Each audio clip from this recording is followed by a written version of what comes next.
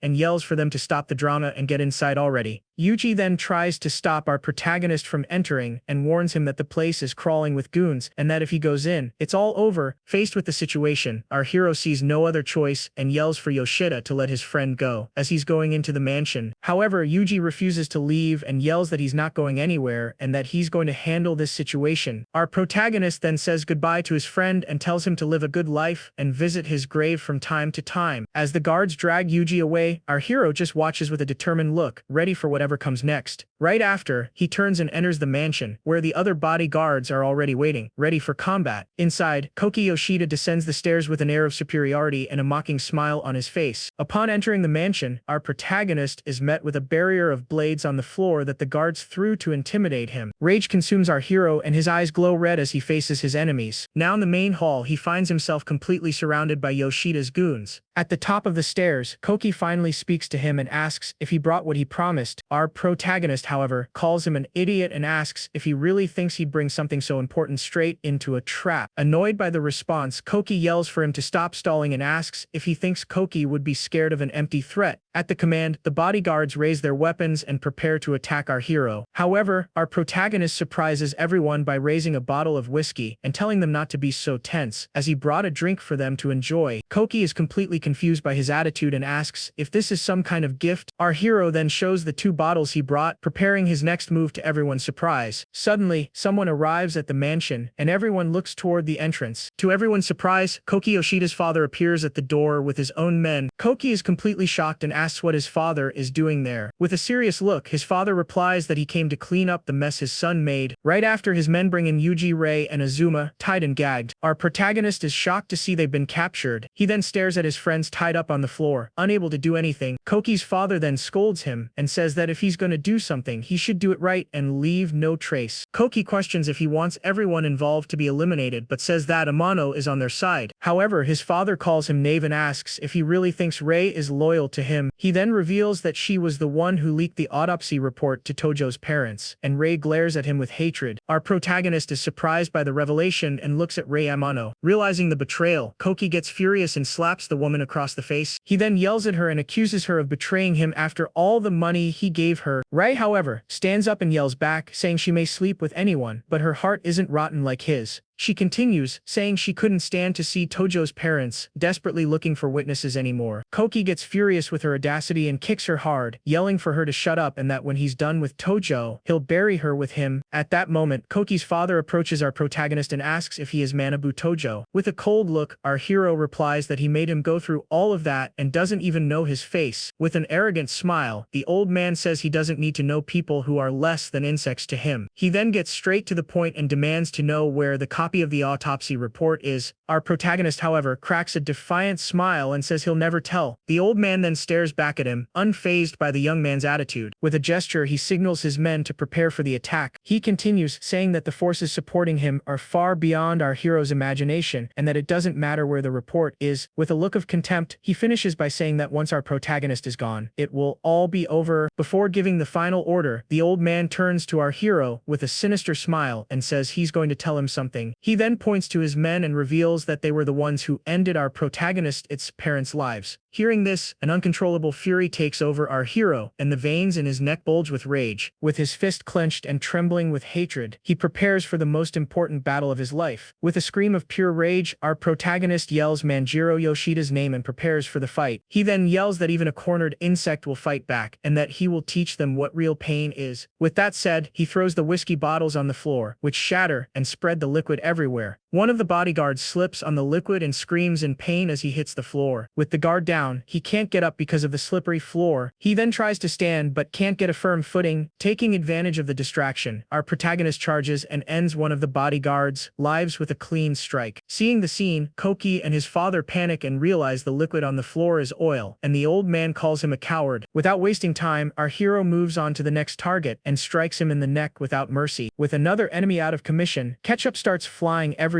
Koki gets desperate and yells for his men to get him at once, as he can't do anything alone. At the command, the other bodyguards charge at our protagonist. Our hero, however, isn't intimidated and braces for combat. With a powerful kick, he knocks down one of his opponents. Then, he uses the fallen guard's body to launch himself and attack another with a flying strike. Our protagonist recovers on the floor and prepares for his next move with a knife in each hand. Koki gets annoyed by the display and calls him a show-off, yelling for his men to finish him off already. At the command, the bodyguards advance toward our hero, who is still on the ground. However, our protagonist has a card up his sleeve and claps his hands together, preparing for a surprise. So, he releases a cloud of white powder to blind his opponents. With the enemies disoriented by the dust, our hero wields his knife, ready to attack. From there, he moves through the smoke like a predator hunting its prey, and without them noticing, he strikes the first guard from behind, and ketchup flies everywhere. With his face covered in splatters, he looks like a true demon in the midst of the chaos. One of the bodyguards desperately tries to wipe his eyes, unable to see anything. Taking advantage of the guard's vulnerability, our protagonist strikes him with a fatal blow. The other goons panic and start swinging their weapons randomly in the dust. The fight continues with our hero moving swiftly and taking them down one by one. Koki becomes completely frustrated seeing his men being defeated so easily. However, his father seems to understand the plan and, with a serious look, tells Koki to get the drink fast. With a confident smile, Koki remembers that water doesn't remove quicklime, but alcohol does. Suddenly, Rayamano throws herself at Koki's feet and grabs him tightly. Koki gets annoyed and yells for her to let go. He then kicks her hard to get her off him. Even while down and injured, Ray thinks that this is the least she can do to help. With the distraction, the bodyguards finally manage to get rid of the dust. As the fight resumes and bodies pile up on the floor, the guards start pouring alcohol on their faces to wash off the lime. With their vision restored, Koki's father tells his men not to panic and warns that our protagonist is an easy target now, and to be careful with the oil on the floor. At the new command, the remaining bodyguards advance more cautiously. One of them manages to get close and leaps to attack our hero with an aerial strike. However, our protagonist manages to dodge and uses the guard's body to pin him to the ground. With his enemy trapped, Koki's father sees an opportunity and yells for his men to attack now. The other bodyguards then prepare to advance and surround our hero. But suddenly, Yuji gets up and, with a roar of fury, he grabs one of the guards from behind and takes him down. With a swift move, the guard headbutts him. Then, he raises the knife to finish Yuji off once and for all. However, our protagonist manages to break free in time and grabs the guard's head. He then uses all his strength and slams the guard's head against the corner of the stairs. Koki gets furious with the interference and yells that he should have finished him off first. Our hero then gets up and, with a quick move, he dodges a blow and lands a solid punch on one of the bodyguards. On his arm, we see that he has attached a metal blade to protect himself and attack at the same time. With the help of his new weapon, he charges forward and starts taking down the guards one by one. Yuji, lying on the floor, challenges Koki and yells for him to try and finish him off, as he's not afraid, and Koki replies that he'll finish him off first. Our hero then takes a stab in the back but doesn't flinch. He throws his jacket at the enemies to distract them, and with them disoriented, he manages to take down a few more. With most of the guards defeated, our protagonist lights a lighter and asks if they need a light. The remaining bodyguards are confused, not understanding what he's doing. He then throws the lighter on the floor, and the spilled oil instantly catches fire, turning the guards into human torches. Taking advantage of the distraction, Koki tries to attack Yuji from behind. However, our protagonist is faster and hits him in the back with a machete. The blow is so strong that Koki falls to the floor, and ketchup flies everywhere. Down and defeated, he wonders how it all came to this, unable to believe his defeat. Our hero then steps on his face, preparing for the final blow. With a cold look, he prepares to end Koki's life and asks if he has any last words. But before he can do anything, Koki's father grabs Rei and uses her as a hostage, threatening that if he touches his son, the woman perishes. With the knife to to Rei's neck, he threatens her to try and save his son. Our protagonist, however, isn't intimidated and dares him to try, while Koki begs for his life. Desperate, Koki begs for forgiveness and says he'll clear his name and pay whatever he wants as long as he lets him live. Koki's father then proposes a deal and says they should end it there with no hard feelings, but warns that if he ends his son's life, he will show no mercy. Our protagonist glares at him with a dark look and asks if he looks afraid to go out. Faced with the situation, Koki's father threatens him, saying he may not care about his own life, but what about his friend? And Yuji yells for him to finish them off and say it was him who did it. With a determined look, our hero looks at Yuji and then at Koki and demands that he hand over all his money. Koki is surprised by the request and says he also has gold bars and that he'll go get them right away. As Koki goes up the stairs, he thinks that there's a gun in the safe and that our protagonist is going to pay for all of this. His father then tells our hero to take the money and leave, as they're even. However, our protagonist just glares at Rei Amano with a cold and determined look. In a swift move, Rei throws herself in front of Koki's father and holds him tight. Our hero then seizes the opportunity and grabs the knife that was on the floor. He then charges forward and grabs the old man's head with all his rage, and without hesitation, he stabs Koki's father in the throat, and ketchup flies everywhere. With the old man defeated, his lifeless body falls to the floor. Rei Amano also collapses to the floor, completely exhausted but relieved. Our protagonist then approaches her and helps her up. With a worried look, she warns him that there are guns in that house. At that moment, Koki appears at the top of the stairs with a gun in hand and swears he's going to send them all to the other side. He then comes down the stairs with a bag full of money and says he brought what he promised. However, when he reaches the ground floor, he is met with the scene of all his men and his father defeated. Desperate, he yells at Tojo and accuses him of breaking the deal, and then yells for him to show himself, because he's going to crush him. Suddenly, he hears Tojo's voice coming from behind a screen and turns to shoot. With a roar of fury, he unloads the gun in the direction of the sound. However,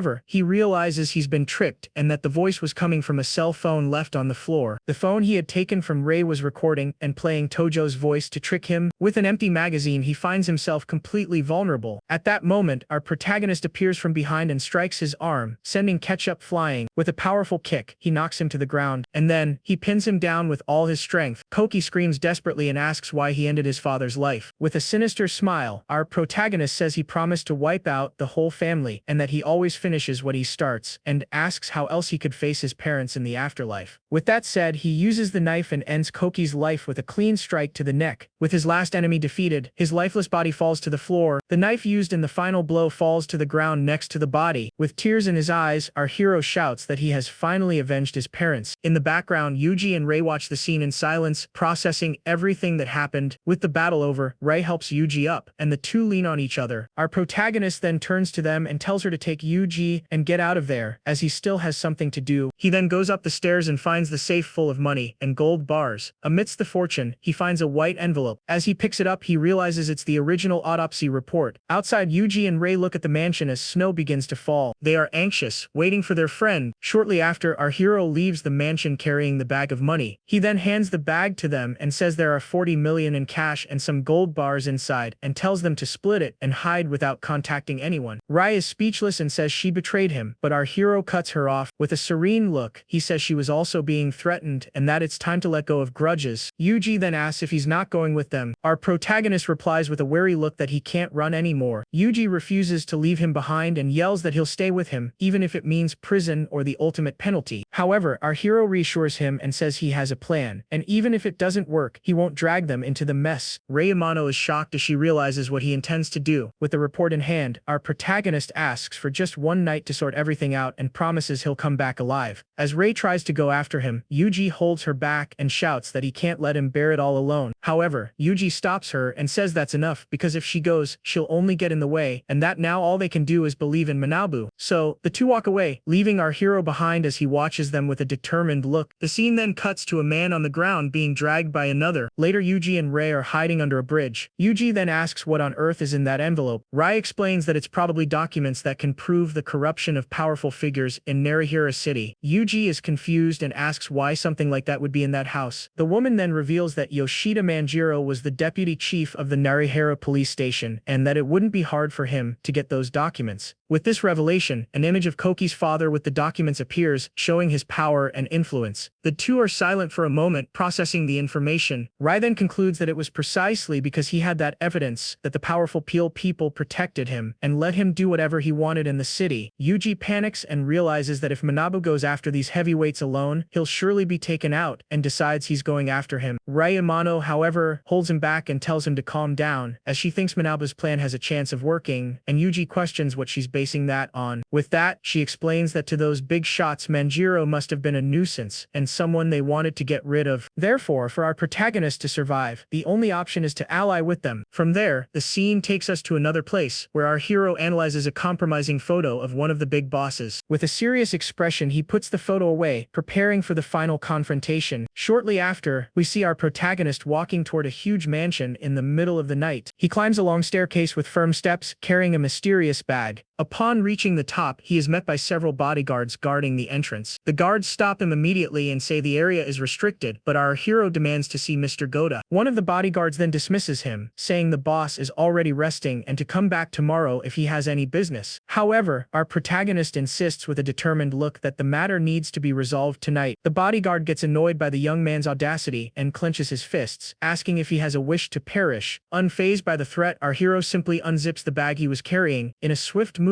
he turns the bag over and dumps its contents on the ground in front of everyone. Completely shocked by what they see, the bodyguards ask what the heck he's planning. Our protagonist then reveals the bag's contents and tells them to let their boss know that Yoshida Manjiro has been taken care of. Faced with that grim scene, the bodyguard is completely terrified and agrees immediately, asking our hero to wait there. Shortly after, 2 minutes later, a voice from inside the mansion grants him entry. So, he finally enters the mansion's courtyard and is greeted by other goons. One of the men then opens the door for him to enter the main room. Inside, he finds the so-called Mr. Goda sitting peacefully while a woman serves him tea. The big boss then calmly takes the teacup, not seeming the least bit concerned about the situation. He then looks at our protagonist and asks if he is Tojo. Our hero is surprised by the question and asks how the big boss knows who he is. The big boss then reveals that Manjiro borrowed some of his men to take out Tojo, so the fact that our hero showed up with that gruesome gift could only mean one thing, and our protagonist confirms it, saying he came to ask for his life to be spared. With that, the big boss gets angry and slams the table, questioning how he has the nerve to ask for help after ending his men's lives. Our protagonist remains silent, completely surrounded by the big boss's goons. He then challenges the big boss, saying that if he really cared about those men, he should finish him off right there, but if not, he asks him to hear him out. The big boss is impressed by the young man's courage and calls him interesting, asking him to give a reason to keep him alive. Our protagonist then shows the white envelope he took and asks if that serves as a good reason. With a smile, the woman approaches and takes the envelope from our protagonist's hands. Shortly after, she walks toward the big boss to deliver the evidence that could change everything. Upon receiving the envelope, the big boss opens it and is met with the compromising photo our hero had found. However, he doesn't seem the least bit fazed and asks if our protagonist thinks he can threaten him with something like that. Our protagonist retorts that it may not matter to him, but it will certainly matter to the big shots, and the big boss threatens him, saying he can just end him and solve the problem. With a cold look, our hero asks if the big boss knows how many people he had to eliminate just today. The big boss then questions if that's a threat and says the young man is not on his level. Our protagonist smiles and says it's not a threat because he has nothing left to lose, and reveals that if he doesn't return by midnight, the rest of the evidence will be sent to the mobile investigation unit. The big boss, however, remains calm and asks what that has to do with him. Our hero explains that the last place he was seen after taking out Manjiro was here, and if the evidence reaches the big shots, he asks who they will believe is the mastermind. Faced with that logic, the big boss becomes visibly tense and speechless. With that, he finally understands the situation and realizes that our protagonist didn't come to ask for help, but to drag him down with him. Our hero then gives him a choice and says that if the big boss helps him, he can use the evidence to make even more money, but if he refuses, they'll both sink together. The big boss lets out a laugh and says the young man is amusing and reminds him of himself when he was younger. With the decision made, the big boss offers a drink to seal the deal. Our protagonist takes the drink and downs it all at once, without a second thought. Right after, he returns the empty cup to the woman. With a satisfied smile, the big boss finally agrees and says he's the only one who can clean up this mess, but on one condition: from this day forward, our hero will work for him. Our protagonist cracks a slight smile, accepting the proposal. Faced with the situation, he bows and promises to dedicate himself with his life on the line. The big boss then calls his lackey and tells him to take care of Manjiro's mess, and also to contact some guy named Tanaka from the investigation unit so he doesn't stick his nose where it doesn't belong. The lackey understands the order immediately and leaves to carry out his mission, so the big boss grabs his cane, preparing to leave. He then turns to the woman and tells her to treat our hero well and not let him leave, as he'll be spending the night there. However, our protagonist interrupts him and reminds him that, as he said before, if he didn't return by midnight, the big boss cracks a smile and tells him to stop the act, because he never intended to do that from the beginning. Our hero smiles back and apologizes for being found out. From there, our protagonist is taken to a guest room to finally rest. Inside the room, the woman starts to slowly undress, preparing for what's next. With that, she puts on her stockings in a very inviting way. Then, she sits on the edge of the bathtub and calls him over, saying Mr. Goda told her to treat him well tonight. Our protagonist then approaches her with a calm and controlled expression. However, instead of accepting the offer, he gently covers her with a robe. The woman is surprised by the rejection and gets up to leave. She then says she's exhausted and asks him to leave her alone, as she storms out of the room, slamming the door. Once outside, she pauses for a moment and reflects on our hero's attitude. Meanwhile, our protagonist finally gets to relax in a hot bath after a long day. Shortly after, the woman goes to the big boss to report what happened. She then tells him that, as expected, the young man didn't even give her a second look. With that, the big boss comments that he certainly isn't an ordinary person, as there aren't many young men his age capable of suppressing their desires like that. The woman then asks if she should continue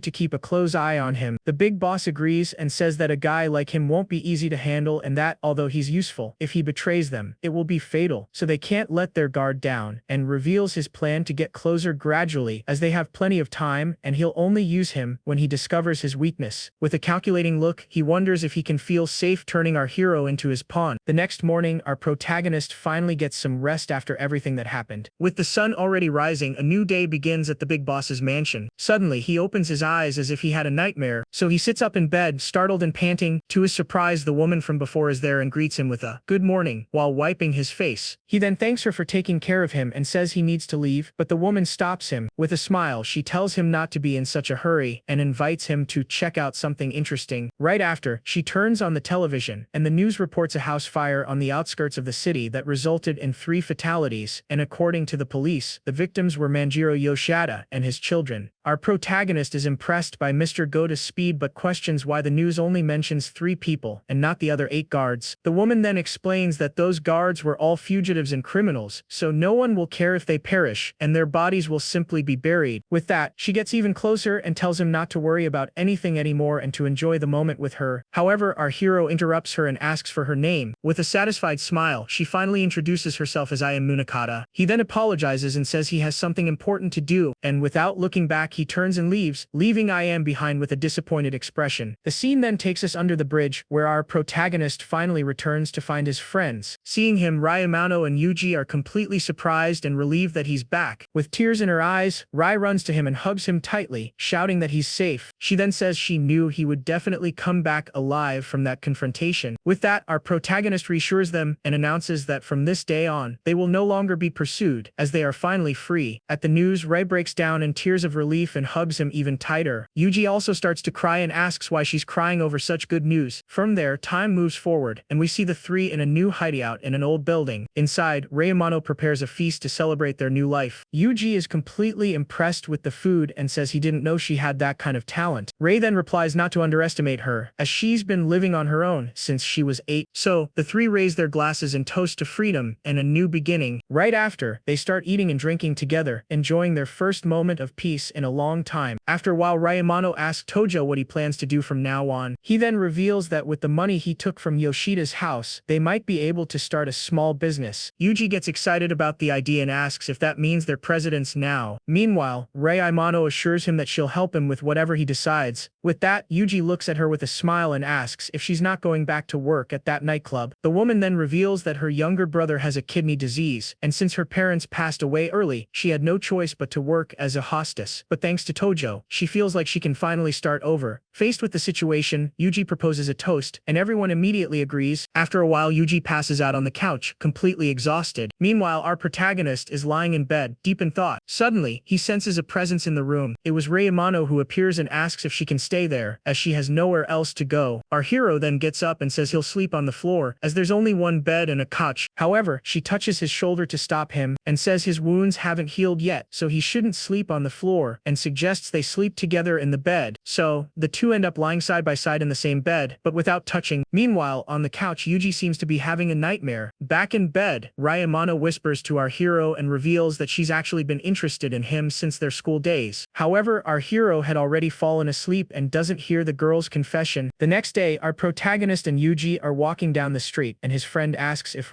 Chan is going to live with them. He then confirms that she is, as she has nowhere to go, and says they need to buy a new bed. With that, Yuji smiles and comments that with the money they took from Yoshida's house, the three of them will be able to live for a long time. Suddenly, a group of tattooed guys with mean faces appears in front of them. One of them then stares at the duo and asks his goons if that's them. Seeing the guys, Yuji gets tense and asks Tojo if he knows them. He then decides it's better not to get involved and tries to lead our protagonist away. However, the gang leader stops them and mocks Yuji, saying it looks like they went too easy on him the other day. Our protagonist then glares at the group with a cold look and asks Yuji if they were the ones who broke his arms and legs. Yuji panics and denies it immediately, asking his friend not to start a fight. The guy then approaches and threatens him, saying that some guy named Kuro-san told him never to show his face in this town again, and that he'll mess him up every time he sees him. Faced with the situation, the three stare at each other in a tense standoff in the middle of the street. So, the big guy turns to our hero and asks if he has a problem. Without a second thought, our protagonist lands a powerful punch to the guy's face, and ketchup flies everywhere. The blow is so brutal that the guy flies backward and splatters on the ground. Down and defeated, he can barely get up as he spits blood. His goons rush to help him, and the leader yells at our protagonist, unable to believe what happened. Unfazed by the threat, our hero opens his shirt and reveals the scars from his battles in prison. The other two goons are completely shocked by the sight. The leader on the ground then gets furious and orders his men to get our protagonist at once. At the command, the two goons charge at our hero. He, however, remains calm and cracks a sinister smile, preparing for combat. From there, the fight begins, and our protagonist prepares to take on both of them at the same time. He then dodges a punch and lands a solid hit to one of the goons' faces. Then, he grabs him and starts punching him relentlessly, sending ketchup flying everywhere. With a look of pure rage, he continues the attack without giving the guy a chance to react. Meanwhile, the other goon tries to hit him from behind, but our hero is faster. He then easily grabs the guy's arm, and with a swift move, he slams him to the ground with impressive force. With his goons defeated, the gang leader is completely terrified by our hero's strength. He then tries to surrender and says it was their fault and asks to talk it out. However, our protagonist doesn't care and grabs him tightly. He then takes him down with another brutal blow. At that moment, Yuji intervenes and asks him to stop, because if someone perishes, they'll have problems, and their lives have just stabilized. Our protagonist then lets the guy go and warns him that he'll let it slide for today, but next time he won't be so lucky. The goons regroup and threaten that they know their address and will tell their boss, and they'll definitely be back to finish them off tonight, and our hero replies that they can come anytime. Yuji then explains that the guy's boss is some dude named Kuro-san, the big shot of this area, and that he runs all the arcades and land centers and is very dangerous. Our protagonist puts a hand on his friend's shoulder to calm him down. With a confident smile, he tells them to get ready for a brawl, and if they win, this whole area will be theirs for the taking. Yuji is shocked by the change in attitude and thinks that his friend seems like a different person. He then warns him that they'll definitely bring a lot of guys, and the two of them alone won't stand a chance. Our protagonist agrees and says he has two guys he helped before and he'll call them. The scene then takes us to an industrial area of the city, where they're going to meet their backup. There they find the so-called help, a dude that doesn't look very friendly. Our protagonist, however, isn't very impressed and comments that they don't look like much help in a fight. With that, Yuji reassures him and guarantees that although their fighting skills are questionable, they are trustworthy guys. One of them then approaches, smoking a cigarette, and asks Yuji who the opponent is. With his fist clenched in anger, Yuji reveals that the enemy is Kuro-san. Hearing the name, the duo is completely shocked and asks if it's that Kuroki guy. Our hero then explains that it was his men who left Yuji in that state and that he's going to settle the score, but warns they'll definitely bring a large group, and that the two of them can leave if they're scared. However, one of them gets excited and says he's been wanting to take that punk out for a long time. The big guy immediately agrees and says he's been waiting for those words too. Our protagonist is surprised by their courage and thinks that, as expected of Yuji's friends, they have more guts than he imagined. He then warns them that courage alone won't be enough to win with such a small group. With a calculating look, our hero points to his head and says they need to use this place to their advantage. The scene then cuts to a white van approaching at high speed. Several goons armed with baseball bats and iron pipes get out of the vehicle. Shortly after, the gang's big boss appears and asks if this is the right place. One of the goons confirms it's the right place and says he's been keeping an eye on them all day. With that, Kuro-san asks how many enemies they're facing. The goon then replies that there are 5 people and warns that the guy who hit him is a completely psycho ex-con. The big boss, however, scoffs and says he's been to prison too and won't lose when it comes to being crazy, and then he orders his men to finish them off quickly. Meanwhile, inside, our protagonist watches the gang approaching. Through the window's reflection, he and his friends are already in position and are just waiting for the right moment to attack. One of the allies hidden on top of a shelf gives our hero a signal. Shortly after, the door is kicked open with a powerful blow. So, the gang invades the place and is met with our protagonist and his allies, ready for the confrontation. The big boss then faces our hero and asks if he was the one who took care of his man. With a cold look, our protagonist confirms that he was. The big boss cracks a sharp-toothed grin and yells for them to get, but his expression quickly changes, and he yells for his men to get our protagonist. At the command, his goons charge forward, wielding their baseball bats. However, the hidden ally seizes the opportunity and throws a bucket of lime to blind the enemies. With that, the lime completely covers the goons and leaves them totally disoriented by the dust. The big boss gets annoyed and yells that it's quicklime and orders his men to take down the punk who's spreading it. One of the goons then tries to climb the shelf to get the ally, but the guy is waiting for him with a smile on his face, and with a powerful kick, he sends the goon flying. With a confident smile, the ally pulls a rope and activates the next part of the plan. Shortly after, a bucket of water is poured from above, and the water hits the goons dead on, causing the lime to react and burn their skin. Faced with the situation, the big boss gets furious and calls them cowards for using dirty tricks. From there, the chaos resumes, and our protagonist takes the opportunity to restrain one of the goons. He then twists the poor guy's arm with all his might, and the guy screams in pain from the blow. The gang leader gets annoyed and yells that their methods are dirty. Our hero, however, faces him and replies that they don't say an eye for an eye, a tooth for a tooth. Without wasting time, our protagonist finishes the fight with a powerful kick and throws the guy against the wall. With all the goons defeated, our protagonist stands victorious in the middle of the room. The big boss then gets furious and calls him a gutless punk, swearing he'll finish him off with his own hands. Our protagonist then rips his shirt off and challenges him, saying he'll take them all on alone. The big boss is impressed by his courage and accepts the challenge for a one-on-one fight, so he also rips his shirt off, revealing his muscular physique and tattoos. From there, the two face off in the middle of the room, preparing for the final showdown. The big boss charges with a powerful punch, but our hero manages to narrowly dodge it. In a swift move, our protagonist retaliates with a devastating kick that sends the big boss flying. However, even on the ground, he manages to grab our hero's arm. With impressive strength, he holds our protagonist's wrist firmly. Our hero tries to break free, but the big boss is stronger than he expected. From there, he manages to put our protagonist in a rear naked choke. Our hero's friends try to intervene, but the big boss yells for them to stay out of it, as this fight is his. Ryamano watches the scene with concern and thinks that if Tojo-kun wants to rule this area, he needs to win with his own fists. With an insane look, the big boss tightens his grip and yells that he's going to send them all to heck. Our protagonist grinds his teeth in pain and struggles not to pass out from the lack of air. At that moment, the image of his friends flashes in his mind, and he refuses to be defeated here. Seeing the situation from afar, Yuji worriedly asks if Rei is sure they shouldn't call for backup. Meanwhile, the big boss tightens his grip on our protagonist's neck even more and taunts him, saying a weakling like him will never be able to beat him. Our hero, however, plants his feet on the ground and gathers all his strength to fight back. With an explosive move, he throws himself backward and slams Kuro-san's body against a pillar, finally breaking free from the hold. Without giving the enemy time to breathe, our boy immediately charges with a punch ready. However, the big boss manages to block the attack with his arm and glares at him with pure fury. Kuro-san then smiles and asks if that's all the strength our protagonist has. With his face full of rage, our hero yells and prepares to show what he's really made of. From there, he headbutts the big boss with all his might, and ketchup starts flying everywhere. Even while bleeding, Kuro-san cracks a crazy smile and challenges him to see who will fall first. Our protagonist is also injured, but he isn't fazed and maintains his look of pure determination. So, the two grapple and prepare for another brutal exchange of blows. With all their strength, they slam their heads together in a devastating impact that spreads even more ketchup. The blow makes our protagonist spit a little, but the big boss seems to have gotten the worst of it and is completely dazed. Seeing the scene, one of Yuji's friends asks in shock if the big boss finally passed out. With the big boss completely dazed, our protagonist holds him by the chin, victorious. From there, Kuro-san's body collapses and he falls to his knees, completely defeated. Seeing the scene, Yuji's friends are shocked and comment that our hero is really strong. Even while down, the big boss gets annoyed and yells for his goons not to just stand there and to attack at once. However, Yuji steps in front and stops them, saying they won't get past him. Ryamano also tries to intervene and yells for them to stop, as the fight is already over. With his opponent defeated, our protagonist glares at him with a cold and victorious look. He then says the big boss lost and that their score is finally settled. However, he reveals that he hasn't paid for what they did to Yuji yet. With his eyes gleaming with rage, our hero charges and mercilessly kicks the big boss. The blow is so strong that Kuro-san flies and hits his back against a shelf. He then screams in pain from the brutal impact of the kick. At that moment, one of the goons panics and yells that's enough, as he called his cousin from the investigation unit and no one is getting out of here. Our protagonist, however, isn't intimidated and glares at him with a defiant look, saying he'll wait right here. Hearing that, Yuji's friends get desperate and say the rumors were true and that they need to run or they'll all be arrested. While his friends panic, our protagonist calmly picks up his shirt from the floor. He then puts on the shirt and reassures them, telling them to relax, as no one is getting arrested and they'll wait for the police to arrive. However, one of Yuji's friends is not convinced and says they might be screwed, but Yuji puts a hand on his shoulder and tells him to relax and trust their friend. Shortly after, footsteps are heard approaching the location, and to everyone's surprise, the investigation unit finally arrives, and the leader asks what's going on here. The goon then points to our hero's group and lies, saying they were the ones who started the fight and even said they weren't afraid of the police. His cousin approaches our protagonist and threatens him, saying he has a lot of nerve for touching Kuro-san and his cousin. Our hero then understands everything and realizes that's why Kuroki was acting so arrogant. The cop scoffs and says it's too late to realize that now, and that he'll reflect on his stupidity for the rest of his life in prison. With a bloodied face, our protagonist glares at him and coldly asks if he really has that much power. The cop finds his attitude interesting and says no one has ever talked to him like that, and that in this area, he is the law. Faced with the situation, the goon asks to punch him once before throwing him in the cell. With a sinister smile, the cop orders his men to take them all away, so the other officers advance with their batons in hand, preparing for the attack. However, our protagonist just calmly picks up his shirt from the floor. He then puts on the shirt and tells his friends to relax, as no one is getting arrested, and they'll simply wait for the police to arrive. One of Yuji's friends, however, isn't convinced and says they might be screwed with this idea, but Yuji puts a hand on his shoulder and reassures him, asking him to trust their friend. Shortly after, firm footsteps are heard approaching the location. The investigation unit finally arrives, and its leader asks what's going on here and if it was a fight. The goon then points to our hero's group and lies, saying they were the ones who started the commotion and even bragged about not being afraid of the police. His cousin approaches our protagonist and threatens him, saying he has a lot of nerve for hitting Kuro-san and his cousin. Our hero then realizes that's why Kuroki was acting so arrogant, because he had this kind of protection. The cop scoffs and says it's too late to regret it, and that the young man will spend the rest of his life in prison reflecting on his stupidity. With his face still bloodied, our protagonist glares at him and coldly asks if he really has all that authority. The cop finds his attitude interesting and brags, saying no one has ever talked to him like that because in this area, he is the law. Faced with the situation, the goon asks to punch him once before throwing him in the cell to get his revenge. With a sinister smile, the cop orders his men to take them all away without further delay, so the other officers advance with their batons in hand, ready to arrest everyone. Meanwhile, at the big boss's mansion, Mr. Goda complains that Tojo hasn't been useful and yet keeps making demands, and finally, he calls him an ungrateful brat and tells AM to get rid of him. The woman then agrees with the order and turns to leave the room. However, she comes back and approaches the big boss, saying that although the young man has no manners, he is very smart and capable, and if they abandon him now, it could damage their credibility. With that, the big boss places a hand on her as he listens to her argument. He then says that trust is a two-way street and that he has no interest in raising someone who will stab him in the back. But IAM reassures him and says that no matter how much Tojo resists, he is still dancing in the palm of his hand. Faced with the situation, the big boss finally gives in and says he'll let it slide because of her, but warns that as soon as everything is settled, Tojo will have to pay what he owes. Back at the warehouse, the cop mocks our protagonist and asks what happened to all that talk about him being on his knees in 5 minutes. Our hero starts to wonder if Goda has no intention of saving him or if he's just using the situation to squeeze every last drop out of him. The cop then gets tired of waiting and yells that he's taking them all to the station. However, one of Yuji's friends stops him and grabs his hand tightly. The other officers are surprised by the young man's action. The cop then gets angry and threatens him, asking if he knows what happens to those who touch a police officer. The goon also yells for them to stop resisting and give up already, as they're finished. Faced with the situation, the other friend of Yuji starts to think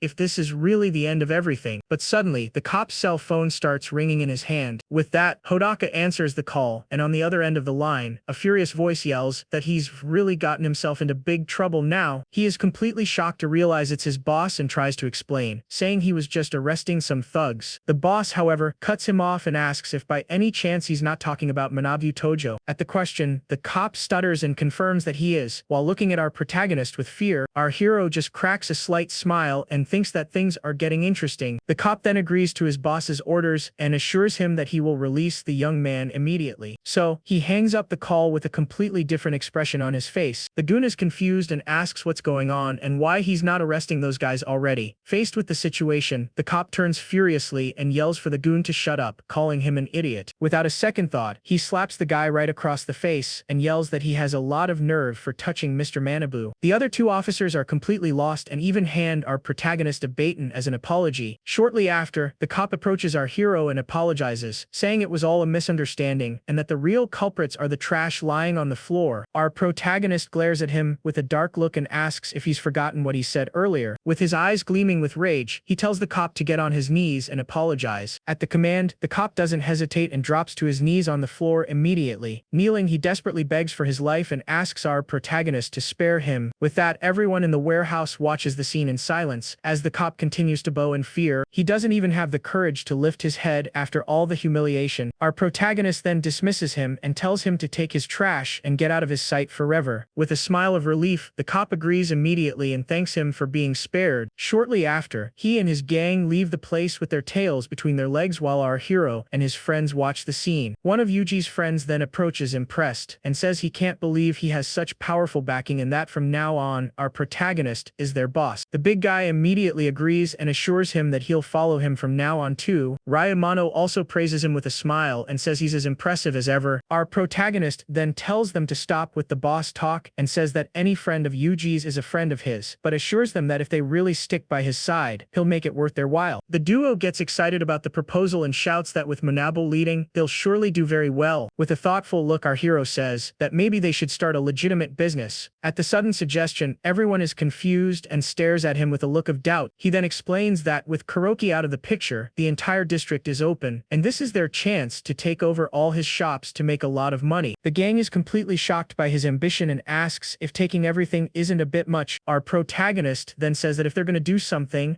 they should go all in or not at all. With that, he turns to Rei Amano and asks her to get the evidence they talked about and pay Goda a visit for him. The woman then cracks a confident smile, understanding the plan immediately. With a determined look, our hero reveals that he's going to make a deal with the big boss who controls the city. Shortly after, we see I am at the big boss's mansion announcing that a gift from Manabu Tojo has arrived. So, Ryamano enters the room and finds Mr. Goda sitting in his armchair. She then approaches and says it's a pleasure and that Tojo asked her to deliver this to Mr. Goda. Upon opening the envelope, the big boss is met with a bank deposit receipt. Ray then explains that the recipient is some guy named Yashimun Soga, an important figure in the city, and that the proof of the bribe will give him a huge advantage. The big boss glares at the receipt with a calculating look. Without saying a word, he then observes the woman in front of him. Analyzing the situation, Ryamano in turn maintains her confident posture and awaits the big boss's response. After a moment of silence, Mr. Goda cracks a satisfied smile at the proposal. However, Rai reveals that she actually has another favor to ask. The big boss then looks at her with curiosity and tells her to say what she wants. With a serious look, the woman reveals that their next target is some guy named Shechir Hayoshimura. The big boss Goda, however, scoffs at the idea and asks if she's talking about that black market trash that Manjiro protected, and adds that a guy like him isn't worth his time. Rei Amano reassures him and says it's nothing like that and that they just need Mr. Goda to cut Yoshimura's ties with the police, as they'll handle the rest. With that, the big boss finds the proposal easy and, while placing a hand on her, he asks what's in it for him. The woman then assures him that once everything is settled, they will have a suitable reward prepared for him. At the promise, Mr. Goda cracks a malicious smile, seeming to really like the idea. The scene then cuts to 1 hour earlier, with one of Yuji's friends explaining that Sheihei Yoshimura runs this district from the shadows and owns 10 establishments like arcades, cafes, and bars. He continues saying that Kuroki was just one of his goons and that Yoshimura pays Chief Tanaka for protection. Our protagonist then concludes that to get to Yoshimura, they need to silence Tanaka first. Yuji's friend just nods in agreement, understanding our hero's plan. With a calculating look, he thinks that even if they take out Kuroki, Tanaka wouldn't care, but if the police chief's own money is at risk, even Goda would have a hard time shutting him up. From there, the scene returns to the present with our protagonist and his new gang in front of a huge, fancy building. One of Yuji's friends gets worried and says they just defeated Kuroki and are now already in Yoshimura's territory, and with the money he has, he'll surely have an army of guards, making a frontal assault very risky. However, our protagonist reassures him and tells him to relax as they're here to talk business, not to wreck the place. Hearing that, the guy gets excited and says he understands and that he's with him all the way, calling him boss. So, the group moves toward the mansion, with our protagonist leading the way. However, they are greeted by two huge Dobermans that start barking furiously at them. The dogs charge and surround the group, growling and baring their teeth. Our protagonist, however, isn't fazed and tells his friends not to be afraid, as they're just puppies. Hearing that, the dog is completely shocked and stops barking immediately. With that, an intimidating aura emanates from our hero, and the image of a white tiger appears behind him, showing his true strength. Faced with that overwhelming presence, the Dobermans back away with their tails between their legs, completely terrified. At that moment, someone yells for the dogs to come back. It was Seiichiro Hayoshimura himself, who appears at the door with his bodyguards and already recognizes our protagonist. Our hero then stares back at him with a serious and determined look. With a cigar in his mouth, Yoshimura taunts him and asks if he's the one who broke Kuroki's legs and has now come to cause trouble here. Our protagonist, however, coldly replies that Kuroki's case was personal, but today is strictly business. The big boss laughs in his face and asks what kind of business he would have with him, and then tells our hero to get lost. At the command, his bodyguards charge at our protagonist and his friends. One of Yuji's friends, however, isn't intimidated and restrains one of the guards from behind with a quick and powerful move. The other friend of Yuji doesn't fall behind either and grabs the second guard, yelling for him to get his hands off the boss. With that, the fight begins, and Yuji's friend yells that he's not going easy on them anymore. Our protagonist then charges and lands a devastating punch on one of the bodyguards, sending ketchup flying everywhere. He then grabs the last guard by the neck with impressive force. Without mercy, our hero hits the guy's face with a brutal knee strike, and ketchup flies everywhere. With the enemy defeated, his body falls to the ground in a pool of red. Seeing the scene, one of Yoshimura's goons gets furious and yells that they asked for it. The big boss also gets annoyed and threatens him, telling him not to get cocky, because with one call, he can send them all to prison. Our protagonist, however, isn't intimidated and challenges him to make the call, and says they'll wait. Yoshimura is completely shocked by his audacity and thinks he must be joking. Without wasting time, he takes out his phone and calls Chief Tanaka, saying some kids are wrecking his place and asking him to send someone. On the other end of the line, Chief Tanaka asks if it's a guy named Manabu Tojo, and our protagonist confirms with a smile. Chief Tanaka then says he's sorry, but he can't touch him, as his hands are tied. Yoshimura panics and yells, asking what he means by that, and if he's going to abandon him after all the money he paid. Uncaring of his desperation, Chief Tanaka hangs up on him. Faced with that betrayal, Yoshimura is completely speechless and stares at his phone, unable to believe what just happened. With a victorious smile, our protagonist asks if they can finally go inside to talk now. With no other choice, the big boss finally gives in and says he'll hear them out and invites them into his mansion.